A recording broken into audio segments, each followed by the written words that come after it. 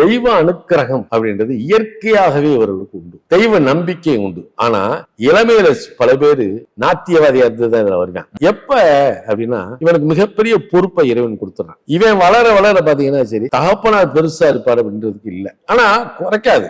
இவன் அந்த தகப்பனாருடைய நிலையை கூட இவன் கையில் எடுத்துக்கிட்டு வந்துருவான். நான் தனுசு லக்னத்துல பிறந்தவனை மட்டும் சொல்லுவேன், நீ பெருசா போய் அந்த சாமியை கும்பிடுன்னு அதெல்லாம் தேவையில்லை. நித்திய ஆலய வழிபாடு எவன் ஒருத்தன் வச்சுக்கிறானோ, நித்திய ஆலய வழிபாடு தினந்தோறும் உனக்கு பிடிச்ச ஒரு கோயில், அது சிவாலயமா இருக்கலாம், அது எதுவானா இருக்கலாம், நித்திய ஆலய வழிபாடுக்கு உள்ள போறான் அப்படின்னா சரி அவனுக்கு நவக்கிரகங்கள் அப்படியே கட்டுப்பட்டு வேலை செய்யும். எல்லா சகல நிலைகளையும் இவன் கொடுத்தாகும். இந்த கோயிலுக்குள்ள திரையை போட்டிருக்காங்க, சாமி திறக்கல அப்படின்னா இவன் போன ஒண்ணு பாருங்க, அந்த திரையை நீக்கி பஞ்ச தீபத்தையே காட்டும் அந்த தெய்வம். அந்த தெய்வம் அனுக்கிரகம் கொடுத்தாங்க, ஏன்னா தெய்வம் அவனுக்கு அனுக்கிரகம் கொடுத்தாங்க. இப்ப ஒரு மகான் இருக்கிறார், இவன் தற்செயலா அங்க உள்ள போயாச்சுன்னா சரி அந்த மகானுடைய ஆசீர்வாதம் பரிபூர்ணமா கிடைக்கும்.